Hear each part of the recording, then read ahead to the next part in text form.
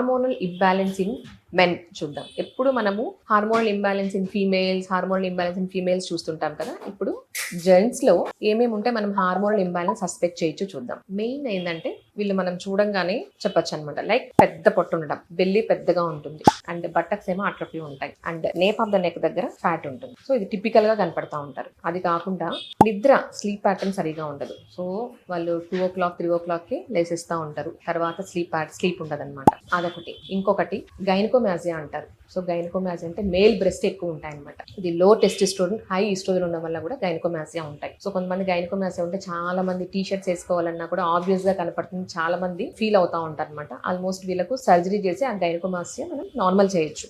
ఇంకొంతమంది ఈ ఒబెసిటీ వల్ల, ఈ పొట్ట వల్ల ఏమవుతుందంటే వీన్స్ అంతా వాళ్ళకు డ్రైనేజ్ తగ్గిపోవడం వల్ల వారికోజ్ వీన్స్ అంటారు. సో ఈ లెగ్స్ లో అంతా వారికోజ్ వీన్స్, అక్కడక్కడ వీన్స్ ఎన్గార్జ్ అయ్యి మనకు కనపడతా ఉంటాయి.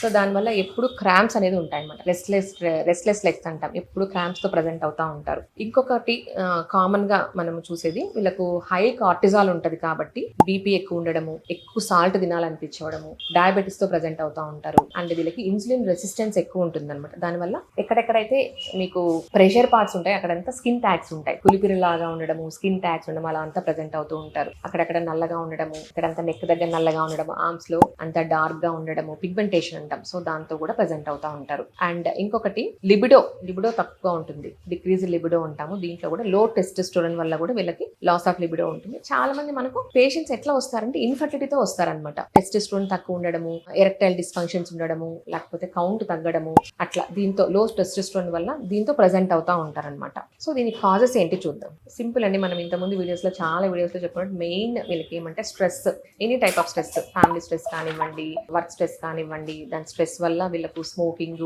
ఆల్కహాల్ యాడప్ అయిపోతుంది. అండ్ ఇంకొకటి ప్రాసెస్డ్ ఫుడ్ తినడం, జంక్ ఫుడ్ తినడము, సరిగా దానికి తగ్గట్టు ఎక్సర్సైజ్ లేకపోవడము, స్లీప్ లేకపోవడము, అండ్ చాలా మందికి మార్నింగ్ షిప్స్, నైట్ షిప్స్, అట్లా డిఫరెంట్ షిప్స్, దానివల్ల మనకు స్లీప్ ప్యాటర్న్ మారిపోవడము. అండ్ ఇవన్నీ చాలా కారణాలు ఉంటాయి. కొంతమందికి హెరిడిటరీ కూడా ఉంటుందండి. హెరిడిటరీగా మెటబాలిక్ సిండ్రోమ్ అంటాం. సో దానివల్ల కూడా వీటితో ప్రజెంట్ అవుతూ ఉంటారు. హార్మోనల్ ఇంబ్యాలెన్స్ తో ప్రజెంట్ అవుతూ ఉంటారు. దీని మనకు ట్రీట్మెంట్ ఎలా ఉంటుంది చూద్దాం. ట్రీట్మెంట్ అనేది లైఫ్ స్టైల్ మార్చుకోవడం, ఎక్సర్సైజ్ చేసుకోవడం, జంక్ ఫుడ్ అవన్నీ అవాయిడ్ చేసుకోవడం, స్మోకింగ్, ఆల్కహాల్, ఆ బ్యాడ్ హ్యాబిట్స్ అన్ని తగ్గించుకోవాలి.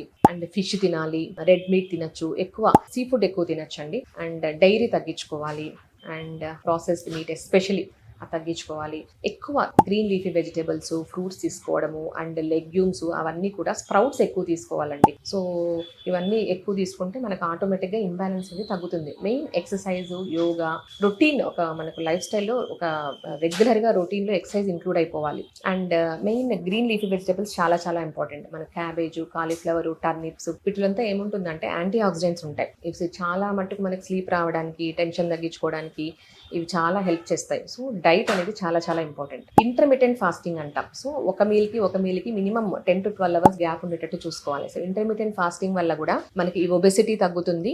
ఈ హార్మోనల్ ఇంబ్యాలెన్స్ కూడా మనం కంట్రోల్ చేసుకోవచ్చు. ఇంకొకటి జింక్ సప్లిమెంట్స్ చాలా ఇంపార్టెంట్. ఈ జింక్ సప్లిమెంట్స్ వల్ల ఏమవుతుందంటే ఇది టెస్టోస్టెరాన్ మెయింటైన్ అవుతుంది అనమాట. సో ఇది మేల్ హార్మోన్, టెస్టోస్టెరాన్ చాలా ఇంపార్టెంట్ కాబట్టి ఈ హార్మోన్ మెయింటైన్ అవుతుంది. సో దాంతో మనకి ఇంబ్యాలెన్స్ కూడా కంట్రోల్ చేసుకోవచ్చు.